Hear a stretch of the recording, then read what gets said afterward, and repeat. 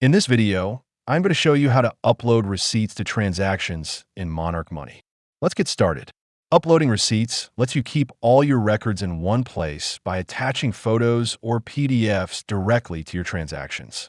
To do this on desktop, go to the Transactions page and expand the transaction you want to add a receipt to.